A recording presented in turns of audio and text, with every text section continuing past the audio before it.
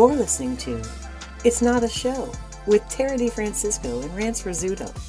They're usually performers, but today they're just pals. And it's not a show.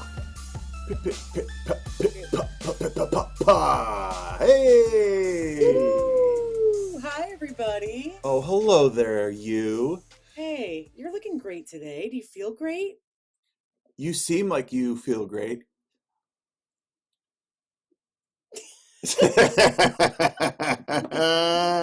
like delightful banter slash puffing up that we like to do for our listeners. We just want to make Yeah. sure you're feeling good out there in a not so good feeling world. Hi, I'm Tara. Hey, and I'm Rance. Welcome to It's Not a Show, the only show that isn't. That's oh, we should get that printed somewhere on dishes. Yeah, let's get some. Hey, if you're interested in getting some It's Not a Show dishes, let us know in the comments below. Look, everyone does shirts. We got to get commemorative dishes in No here. way, man. Okay? Like, It's think time. of how long shirts last and think of how long dishes last. We gotta get some dishes. Yeah, we gotta get you some commemorative dishes. Yeah, what have we been doing? From the Franklin Mint? Oh, the Franklin Mint. Yes, a small batch print of It's Not a Show, the only show that isn't. Yep. And there would be a picture of nothing on it. Nothing. And the font is like Comic Sans. So everyone get in line. Yeah. And it's actually just I glued a piece of printed paper to a dish. So it's not usable at all.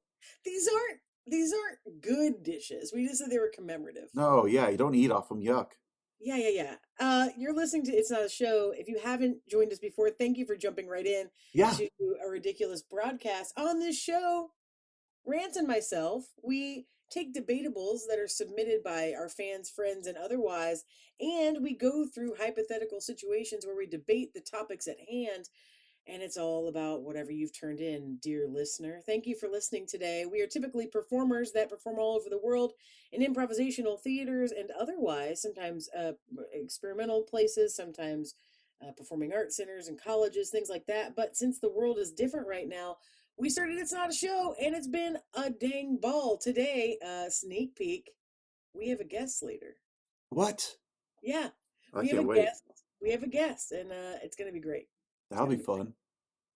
I think it's going to be fun, yeah. Yeah. Let's hope she doesn't blow it.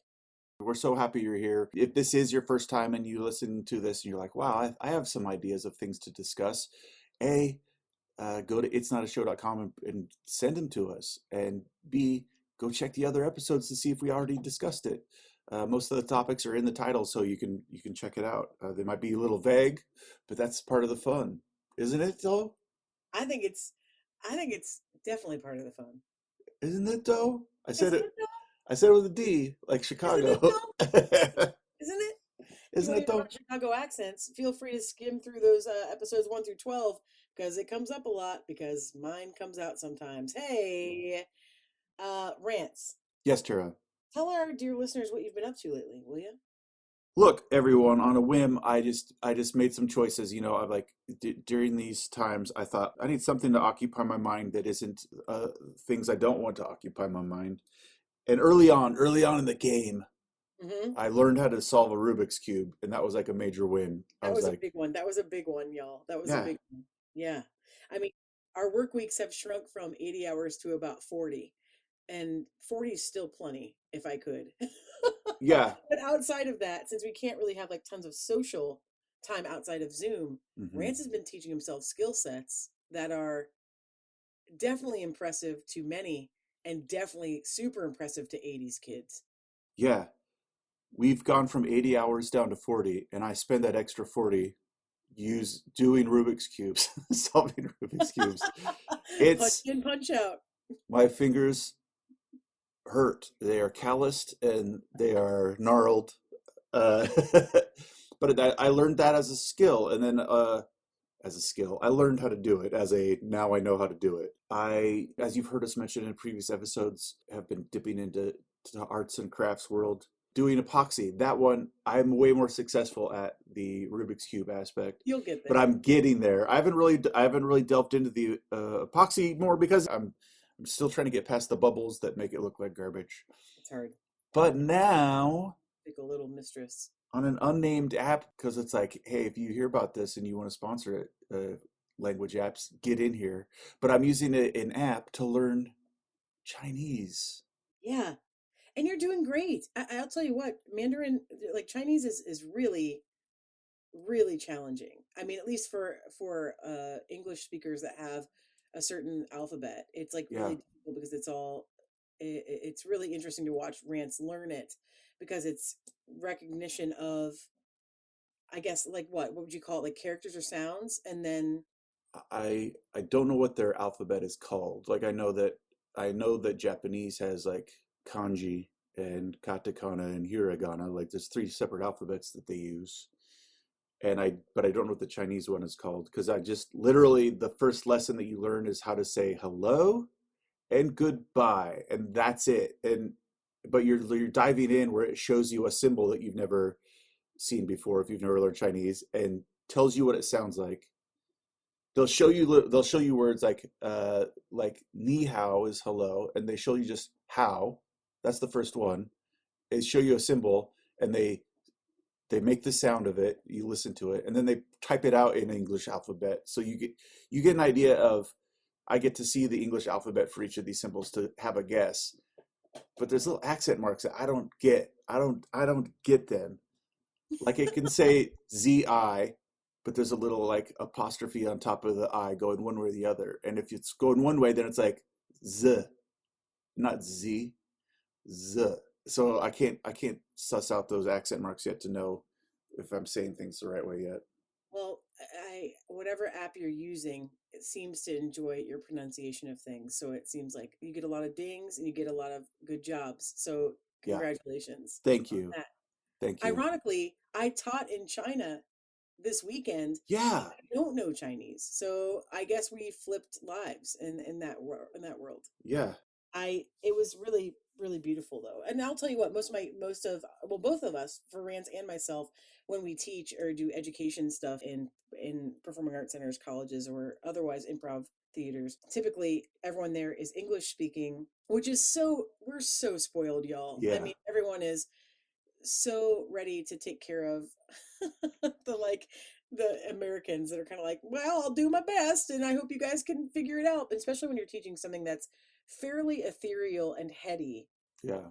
like improv. For anyone to understand this in English is already challenging. And then you add a second language or like a translation, and it's wild to watch people kind of scurry to think about like metaphorical or allegory speak for what we do in this art form, and it's insane to watch. I can't believe anyone can do it. I'm always mystified by international students taking English speaking classes that don't have English as a first language. It's incredible. Yeah, to be fair, I've seen a couple times where it's an intensive class and there's people from all over the world taking it, and for some reason someone from some country signs up and they get there and they realize, "Oh, I don't know English. English." Yeah. It'd be like if I now went and tried to take a class in China in Chinese No way. and all I knew how to say was like some numbers and hello and goodbye.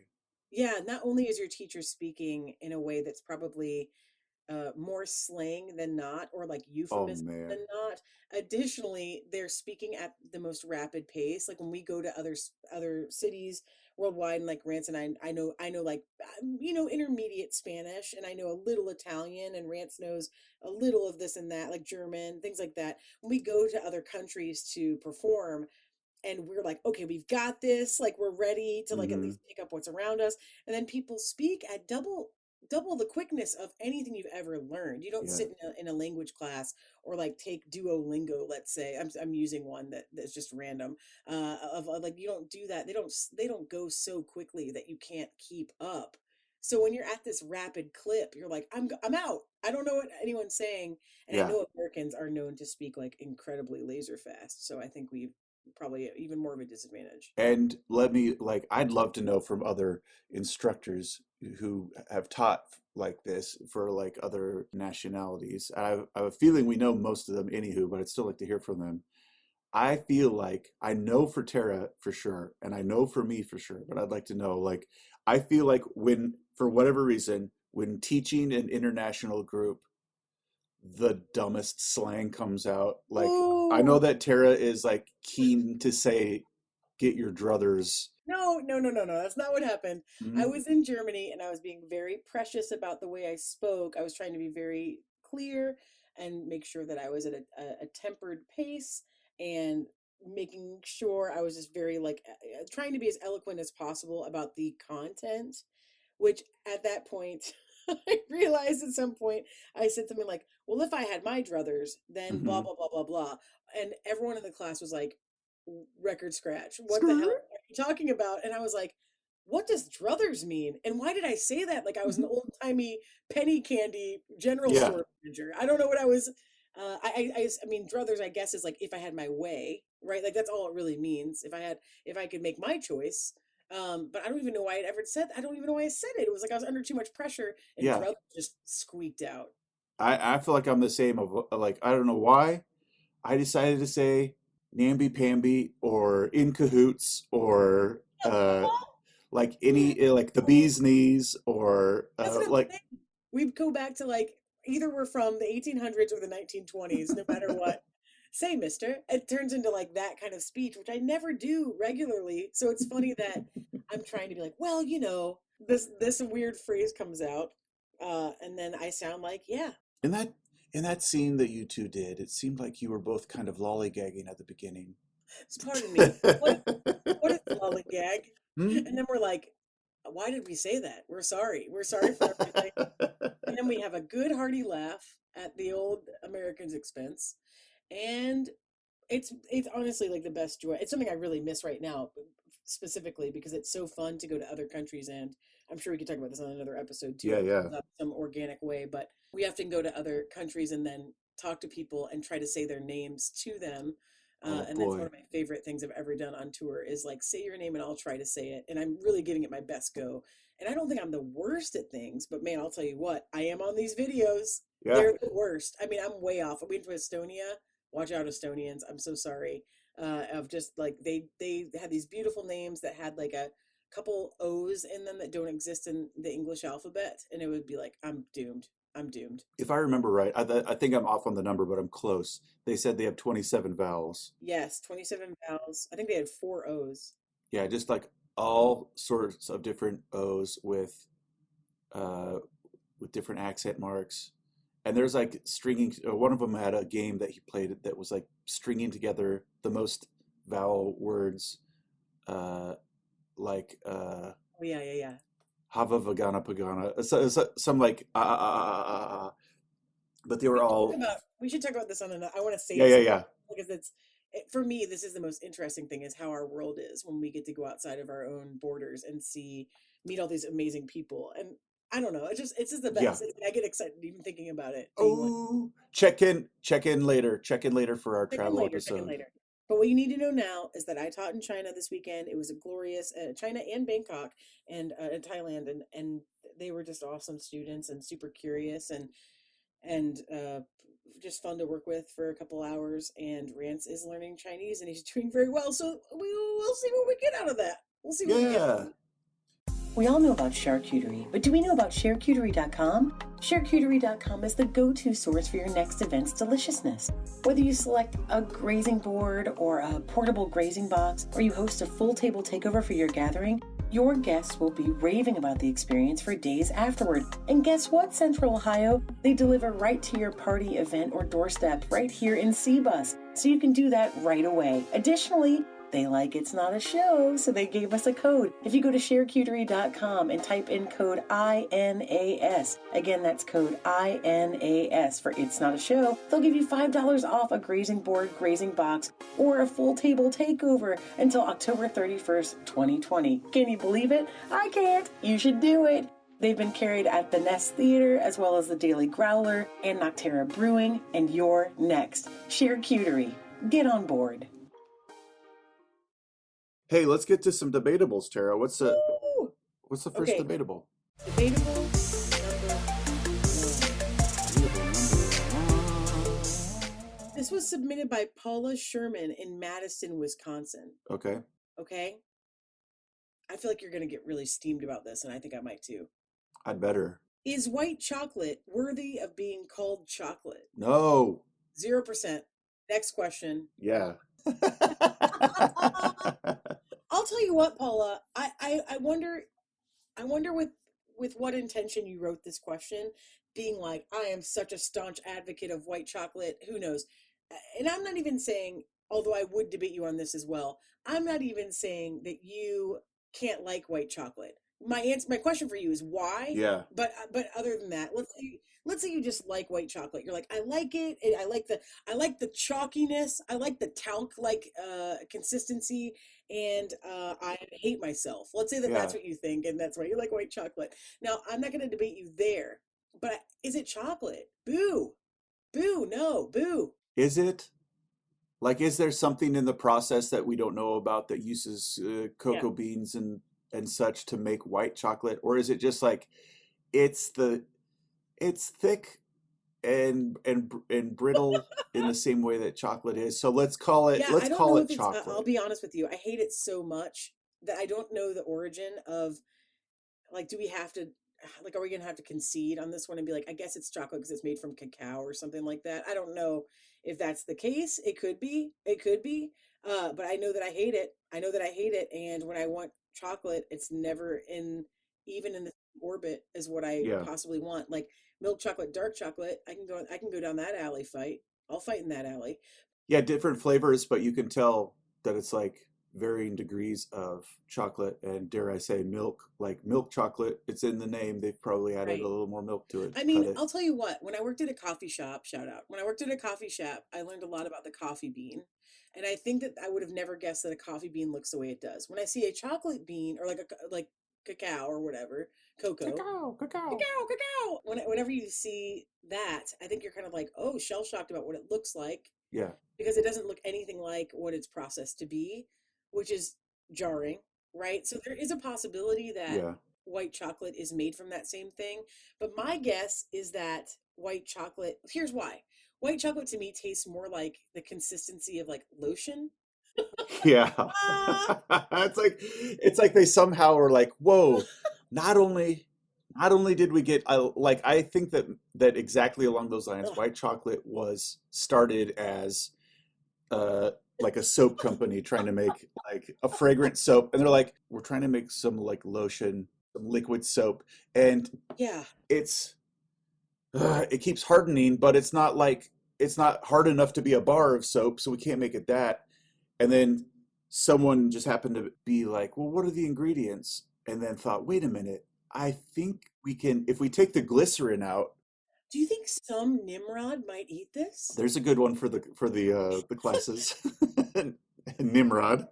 I wonder if, I don't know. You're really leading me down a path that I don't know, and I'm curious to kind of like make a thesis here that maybe white chocolate, because it has that lotiony consistency. Oh, I said lotion, and I feel like I nailed it. I don't know why it's that's what I think I might not like about it. Next time that you have lotion that you haven't used in a while, not you, Tara, but the listener, and you have that little hard chunk of lotion that comes out. That's 100% white chocolate, to the point that I'm now curious, Rance. If white chocolate is like cocoa butter, or like if it's like some kind of, if it's not necessarily the chocolate bean, but it's like a process of something that would be in the process of chocolate. Does that make sense? Like, I don't know how that's made. So I'm curious if it could be that. It seems like it was probably born out of how do we, like, we're making this product that people like, but there's like just whatever the food version of toxic waste is, how there's parts that come out of the process that we don't use. How can we use this white chocolate? I have a theory that's like a neutral, let's the grossness and lotionness go. That's like definitely like flavor. It go. Don't make me. Well, I'll let it go. You just like hang tight with it. But then it's like, as a super taster who's like, dark chocolate's a bit much, bitter foods are a bit much. I like chocolate because I like regular milk chocolate because it's milder. Regular. Regular, thank you. Shout out. And but milk chocolate, like you said, tastes like lotion. But I think for some people, it's like, what's their palate? And I would venture to theorize that if you like white chocolate, a garbage candy, then you like candy corn, a garbage candy. So you're saying that a white chocolate lover likes the spectrum of candies that we would label garbage candies. Rance and I feel very strongly about this. Anything that's like, yeah, that was a great one that you just named, candy corn. I mean, I understand why people like candy corn because it's pure sugar, but I just don't. I would never ever choose it. It's wax and Yeah, sugar to me. That's not. There's no it's flavor. no It's just a flavor. sugar thing. And also, what else is a garbage candy? Here's a garbage candy, like bottle caps. Yes, bottle caps are like sweet tarts that failed. Smarties are like, yeah, they walked by a sweet tart and that's all they caught. They're not as bad. They're not as bad. I like Smarties. They have just enough just enough tart to them to win me over. Smarties also have a nostalgia factor, which when we were kids, we probably got Smarties and we're like, Yeah. what's this sour taste? Because there were no sour candies yet. So I have a place in my heart for Smarties too, you Oh know? Isn't man. that weird? Yeah, Smarties were like the Warheads Yeah. gum of Yeah. their It time. was like I remember at Halloween getting Smarties and being like, I don't understand. So a candy can be sour, and then Sour Patch Kids came out, and I was like, get out of my way, Yeah. get out of my way. Give Oi. me that bulk bag of Sour Patch Kids, the Yeah. best. But like, what other garbage candies are there, Rance? I know we've had this discussion before. Necco Oh, wafers. Necco wafers can go suck an egg. Specifically the chocolate ones. All of them. All of them. All of them were like, "Oh, you know what? I was writing on my chalkboard and I got down to this nub and Yeah. I just thought I'd put it in a little wrapper and give it to you as a Halloween treat. Screw Oh, you. thank you. Wait, Out of here." did you put powder around it? Yeah. I powdered it real hard. Okay, good, thank you. I took my face powder and my compressed powder and I just made a nice fine sheer veneer of talc all around the talc. Oh, perfect. That's Okay? exactly what I was hoping for. I bet a lot of people would also say that garbage candies count. And I don't feel as strong about these, but like those like tacky candies that are like Mary Jane's or I don't know what Mary Jane's are, so I don't. they're like Tootsie Rolls that are, Boom, Tootsie Rolls. Ugh. yeah, Tootsie Rolls are just like they just don't taste like very good. They're like cocoa and a bringing us back to cocoa, kind of like a cocoa smell, but Yeah. like what is it? What is a I Tootsie th Roll? I think what we're locking into here also is that like all garbage candies are just sort of archaic candy. Everything we've said are like candies you could have got at a World's Fair somewhere. I wonder if that's also like, what if they're natural or something we don't know? They're like, we're made from beeswax and cocoa powder, and we're like, Probably. gross. Give me that nasty, nasty stuff that's like made in the lab. Yeah, as soon as sugar production like upped and everyone was like, we have access to sugar now, then they're like, watch this. These are all those candies that are just made from sugar that was a brand new thing. So it's like, Yeah, wow, these candy corns taste delicious. They're a flavor I didn't have access to right. because I was too busy tending the fields and mining for gold. Oh, mining for gold. I was working so hard pickaxing for gold. I guess I just want a Mary Jane. Yeah. You know, I just need one. Ooh, this is so sour. What is it? It's a Necco wafer. Ooh. Oh, oh, I couldn't. Oh, you know what else is a garbage candy? Circus peanuts. Oh yeah. See, that's what I mean. All those things that are like Yick. Yick. those like pop bottles that are like you bite the wax top off of it and drink Oh no. goo. It's all old timey stuff. It's all old timey. Wax lips, soda pop bottles. I know there's people that like those bottles because there's like, again, kind of a sour sugar thing inside.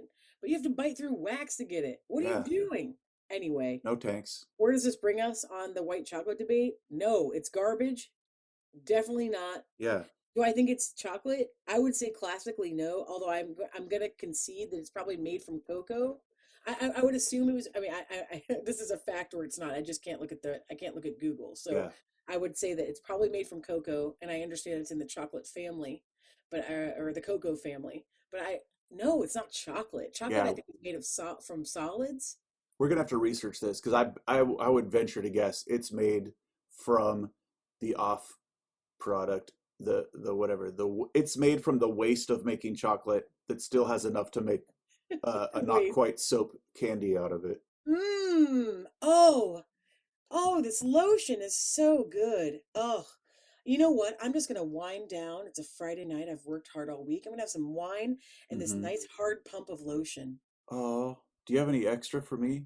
No, I ate it all. Well, let me ask you this then. I need to go to the doctor, by the way, because my colon's stuffed with lotion. Oh, I'll take you. But first, can I borrow your face powder? I need to put it on this chalk and eat it. You bet. You bet. They're not my flavor profile. That's the nicest I can say. They're not my flavor profile. I don't. No thanks. So to wrap up here, white chocolate is not chocolate. I think I'd actually be less mad at it if it called itself white cocoa or like white whatever it is, white bar, whatever it is. I mean, I wish if they called it that. If they called it a candle in a chocolate wrapper, I'd be much happier. Yeah. Than it being called white chocolate and wouldn't be anywhere near as angry. But I think because of the assumption when you open a white chocolate and you're like, oh no, this is it? This is what you got? Then I'm even angrier that it's not chocolate. You hear chocolate and you expect a flavor and then you taste this thing and that flavor isn't in there. Totally. If there's any listener right now, by the way, if there's someone on right now that's listening on, are you on the phone? If you're listening to this podcast and you're like, I love white chocolate, I need you to make a fight for it in our submissions. So go to itsnotashow.com. You can submit debatables there, but you can also submit anything, like write us your feedback on any of the questions that you feel strongly about. If you're a white chocolate stan, I need to know because I don't understand you. There's a very specific person in my head that loves white chocolate, and it's a person that looks like Kathy the comic strip. And that's it. Irving. Hey, one of our nephews is white chocolate only. He doesn't like chocolate. What? Oh yeah. Yeah, he's like a kid too. He's like a kid. So it's that is my mind blow. It's more that he doesn't like chocolate. He doesn't really like chocolate. He likes sour. And if he has to pick one, he'd pick white. But I think it's because he doesn't like chocolate. Is that fair to say? We should ask him. Well, we're gonna have to look this up. I definitely want to find out how white chocolate is made, and I guarantee that we're in the right zone. It was an accident, or it was making use of waste. I don't know if it's waste, but I think it's probably it's waste. It's a different part of the bean. I bet it's like cocoa rather than chocolate itself. I bet it's like we use the cocoa beans for chocolate, and we have all these cocoa bean husks. That's it. How do we press and squeeze these cocoa bean husks to get the essence oil out, and we make that into lotion? That didn't work. Okay, eat it then. Okay, fine, eat it. Hey, eat it. Paula, if you thank you for your question, and if you actually enjoy white chocolate, I'm sorry. There we go. Hey, Tara, everything we've discussed so far has been amazing. But you know what? We gotta sometimes you just gotta mix things up. And in what way? Well, like we should have like guests. You know, I know it's not a show, and I know that, but it's still a podcast. I know some podcasts have guests, so I think we should have a guest. I would love to have a guest, but it can only be one person. Whom? Andel Sudik! Andel Sudik is joining us today, and she is world-renowned as a beautiful improviser. She's an old castmate of ours on Chaos Theory, a Herald team that ran for 10 years of Saturday nights at I.O. Chicago in Chicago. Additionally, she teaches and works for Second City. She worked, I don't know, where else, Andel? All over the world. And now she works for herself also, going all over the world and touring, doing improvisational classes and performances. She's not only improv related, she's also a gem of a human being, and she's right here with us on It's Not a Show. I'm so glad I was the guest. Oh, you did it. You're the guest. You're the guest. It would have been hard to hear you intro and to not be the guest. That would have been the best. That would have been the best. Oh, dang it. Next time. We got to remember to do that for some other guests. Andel, how are you? How are you? Oh, I'm good. How are you, Tara? Buddy. just living it. Living it. You. I'm so existing. That's my new answer, I think, is I'm existing. Because I feel like how are you is such a charged question now. Loaded. agree. We have another buddy that has been saying like, I'm okay. And I mean okay. And everyone's like, thank you for sharing your truth with us at this point. Okay is Thank funny. you. Yeah. Well, Andiel, this is the realm of the debatables. This isn't a show. This is not a show.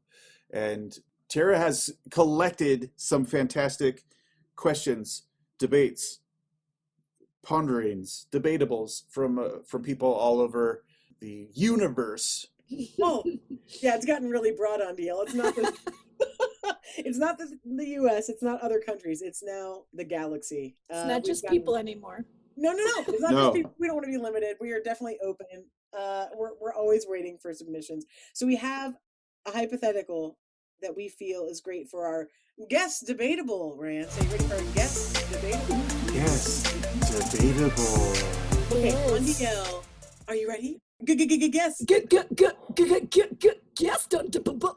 Ooh, yeah. It's debatable whether I'm a guest.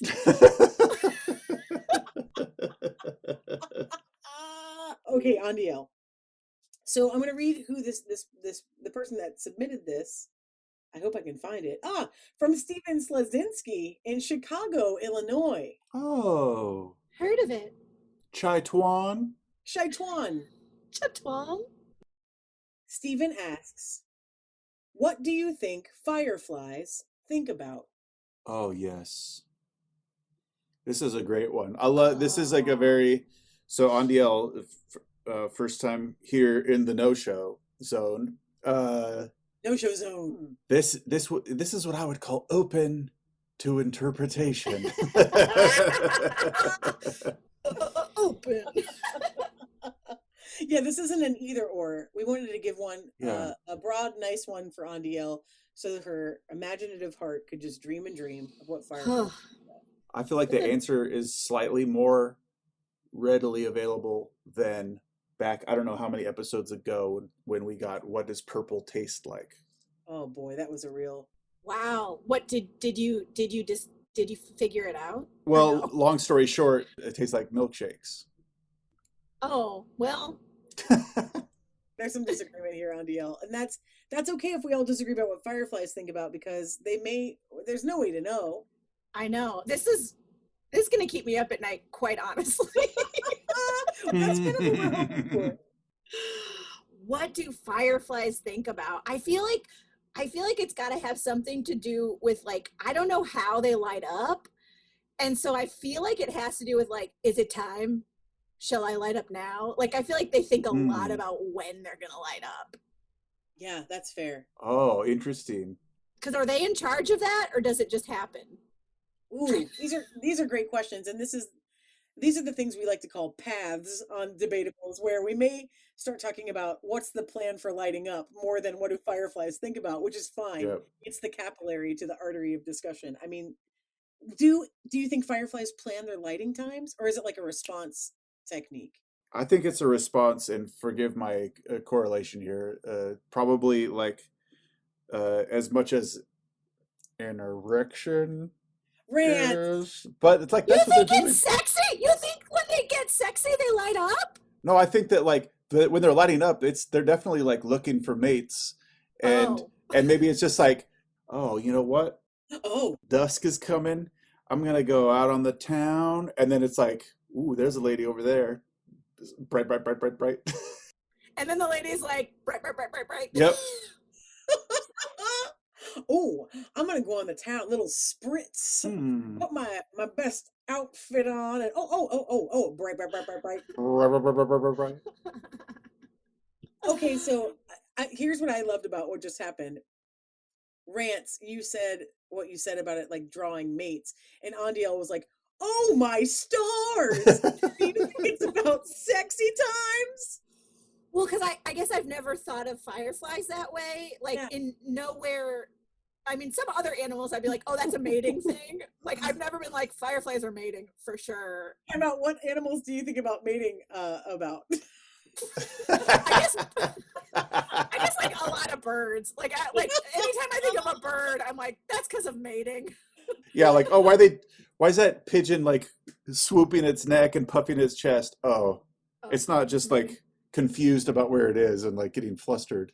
Oh, like that one bird that does that neck, that like this thing that it's like yeah. Remember, you know what I'm talking about? I don't know how to describe this for listeners. Oh yeah. It's like the neck fans out and ruffles and gets colorful. Yeah. Like a dinosaur. Yeah, it is like a dinosaur. Yeah. So that family. seems matey because it's like kind of like showing its plumage to like, oh, come over here. But I mean, there's no better spectacular than a light up butt. Yeah, that is agreed. So true. I wish if I could do it, I'd do it all the time. I guess, but then people would try to take your butt off. Wait a minute. Wait, like people would try to like poach your butt, or they'd try to like. Yeah. Did you never do this with fireflies? This makes me feel so grossed out and terrible now as a human adult. I know who understand stuff. But what we used to do is we would go to our farm and we would catch butterflies while they were lit up, take their butts off and smear it because it was so pretty. Yeah. I know. This is a thing that maybe Andel doesn't know, but I do, and listeners certainly won't. But Rance, growing up in Oregon, didn't have fireflies or lightning bugs, as we call them here.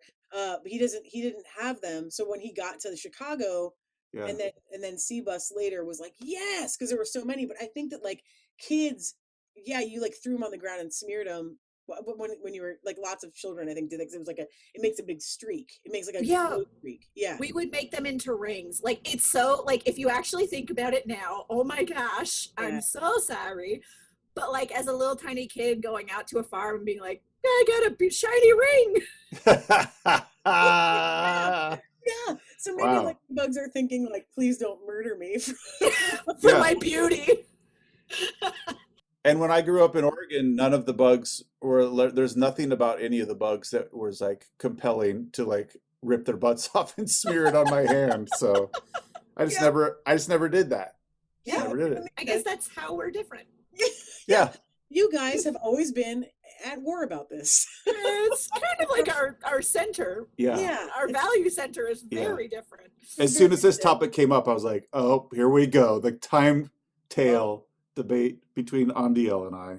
No wonder Tara picked this one. She wants us to buck fight. I have a question. If Andel, if you were like, I never thought about that being sex, why did you think that they glow? Like what? It's kind of back on the path of what are they thinking, but like just why are they glow? Why did you think as a kid or an adult think that fireflies glow in the first place? I'll be 100% honest. I was so focused on catching them. I don't know that I ever was like, why is this happening? I was just like, yay. Like, if I think about it now, the only thing I can think of is that they're looking to mate. Like, that's all I can think of now. Because now I'm like, well, why else? Unless, like, they think it's scary. And they're like, oh, get away from me. I'm full of light. That would be great. Oh, I thought it was the opposite of like, they're like, dum-de-dum-de-dum, just going to fly through the, and each time they like got startled, their butt would light up. It's a fear response. 100%. Oh, they're fainting goats. They're just fainting goats in the sky. Oh, that would be amazing. Yeah, I don't know if I ever thought about it, but once it was presented that it could be mating, it's like, oh yeah, I guess that's right. I guess it's like, yeah, they glow and try to get people Tara! to be interested in something other than birds. They're like, come look at my butt glow. I know birds are bigger, but I shine. What if it's what if their butt is actually painful and they are doing it to coax kids into ripping their butts off? Oh, it's been a service this whole time. Yeah. Please help. I can't kill bugs at all. Like across the board. So now it's like, yeah, I know that I did probably as a kid, but like now that seems so sad just to think about this little thing being like, why'd you catch me in your little delicate Midwestern hand? And where am I going? I'm just flying around. What's wrong with this? Yeah, I was just trying to go to the club and get a little action. Yeah. I feel like now I'm like categorizing bugs. I'm like, well, ants are like all about work. So they're thinking about where it's like, why would I? That's probably not true. And like beetles are like, always looking for the next fix. Fireflies are just like the party bugs. Wait, I need to go back to beetles category. Yeah. These ants make sense because yes, they're like they work, but beetles always getting the next fix as like a cocaine riddled addict is like something I want to explore. You got any dung? You got any dung? Hey, I'll move on if you don't. Yeah, if you don't have it, that's okay. I'm not asking for me. I'm not asking for you. No. For a friend. This friend that's also with me. Butterflies are the same. Butterflies are all about getting it. They're all about, their job is literally eat fermented fruit and get wasted and go get it. Rance, now I don't want to, okay, now everything you've said about all bugs is that they're looking to mate. Rance is just talking about bugs. Give me a bug. Give me any bug. No, time out. Here's the thing. Yeah.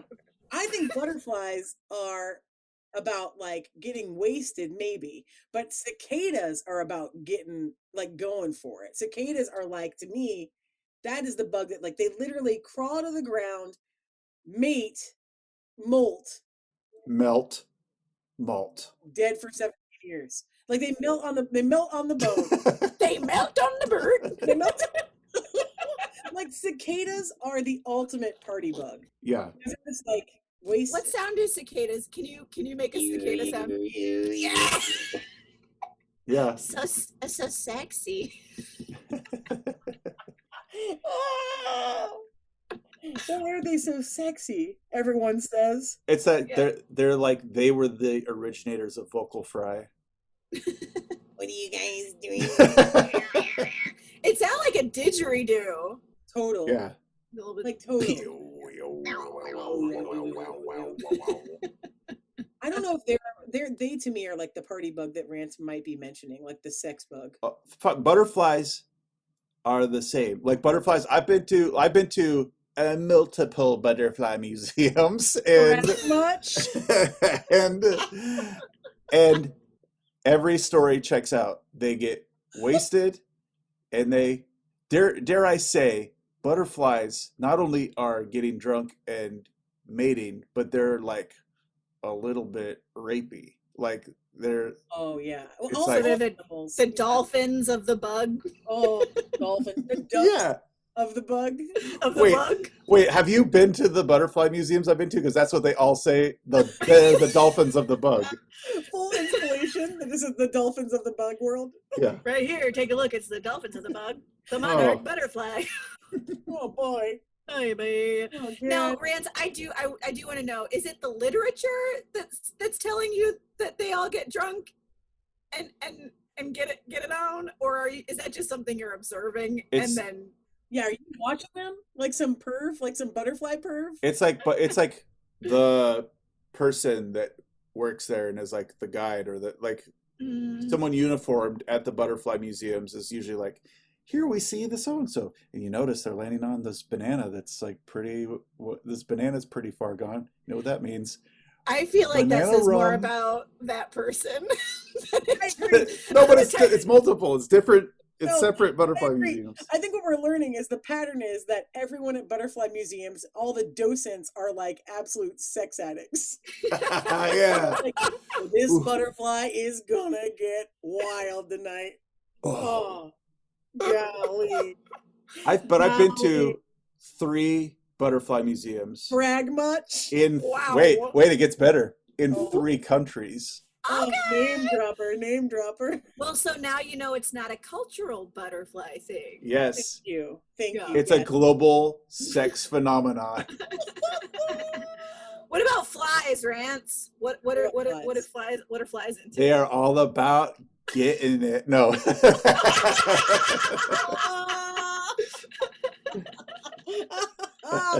Every single bug. Well, wouldn't you think that like I would think that butterflies would be about like transformation because they go from caterpillar to butterfly.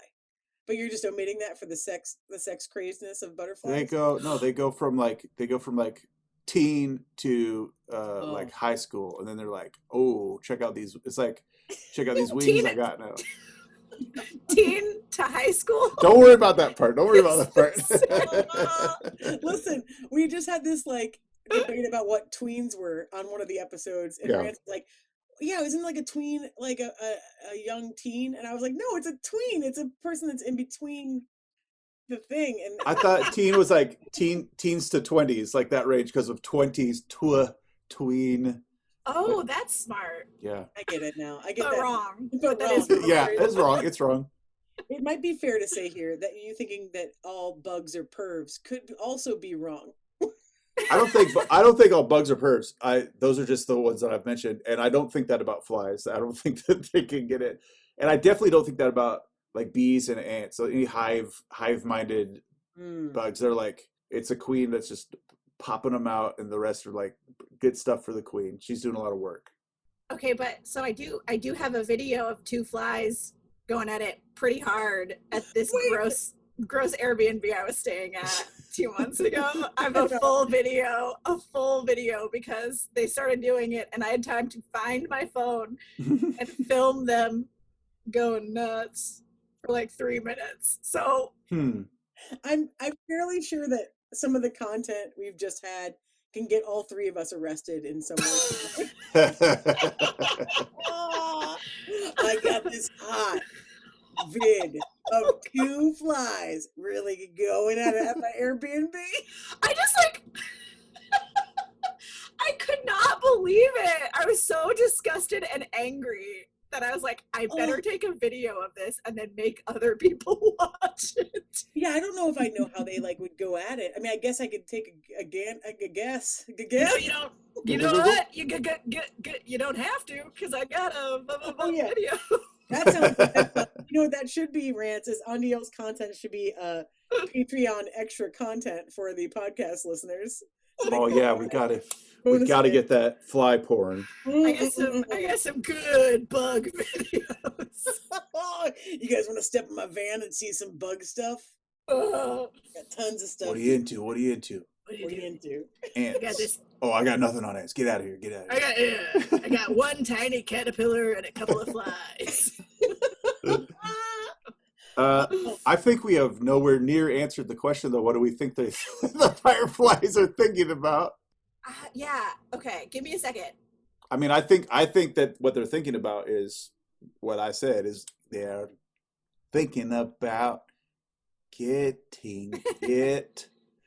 And I don't know enough else about them. I would assume they're like motivated by like, where's my snacks?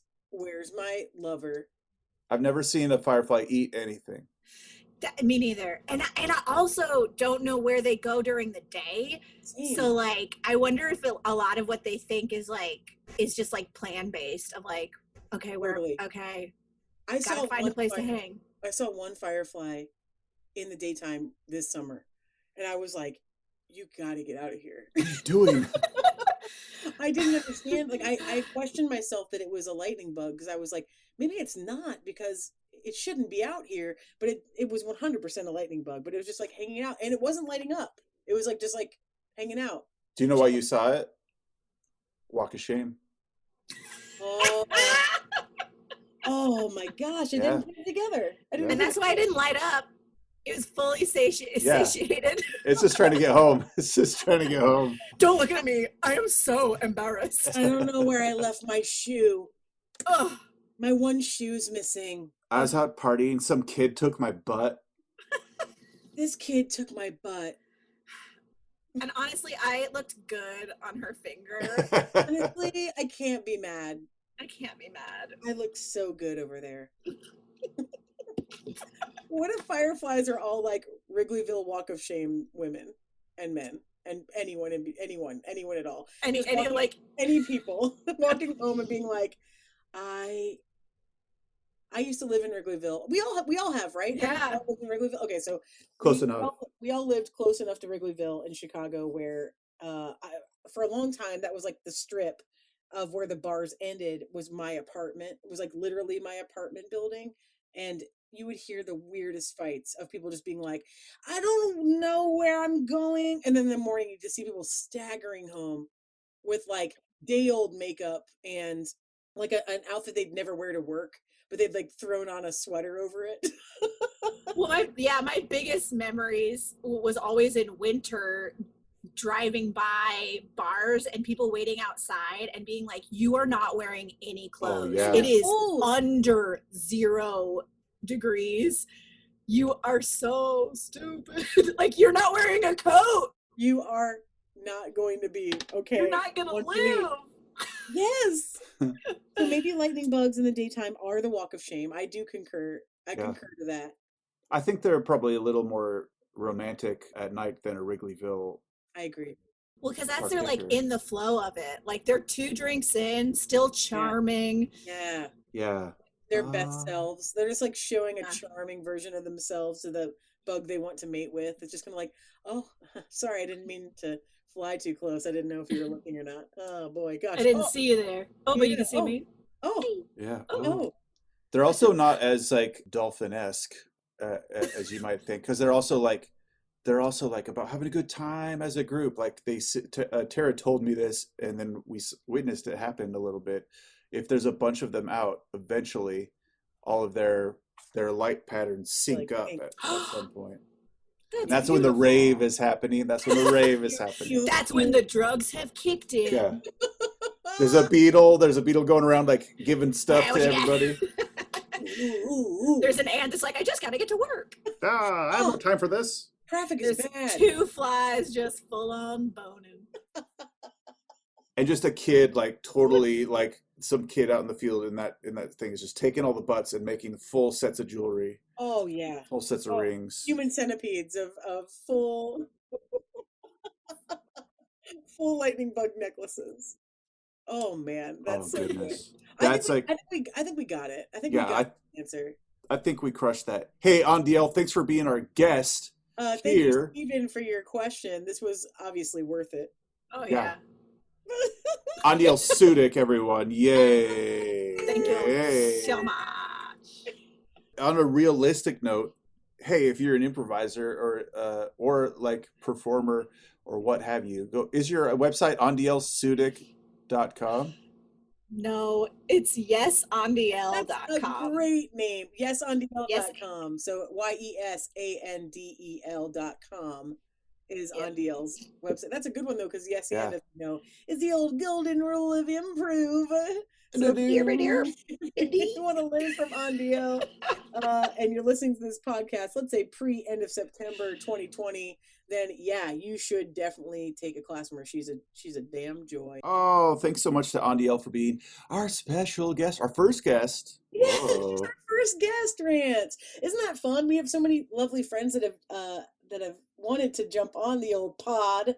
So we're excited to bring you friends here and there throughout this recording process that are, I don't know, like entertainers all over the world. It's really fun to think about. Yeah. And some just like old friends of ours too that maybe not even entertainers that might want to weigh in that have strong opinions. Yeah. It might just be fun to listen to. We'll get some of our friends who are not entertaining at all. What a promise. What a promise. Hey everybody, thanks for listening. Thanks to Andel Sudik, our dear friend. We love her so much. Hey, if you want to submit a debatable, go to itsnotashow.com. You can submit debatables there. You can also just give us some feedback on how you feel about one of the debatables that's come up in a prior show. Not a show. And if you want to turn that in, we'd love to hear from you. We sure do. Love you. And if you could give us a 5-star review on Apple Podcasts or wherever you're listening, if they have that as a feature, we'd love to hear that too. We love hearing from fans, so those reviews have been really fun to read. Thank you so much to everyone that's done that. Itsnotashow.com. We love you. See you for the next one. Bye. Bye.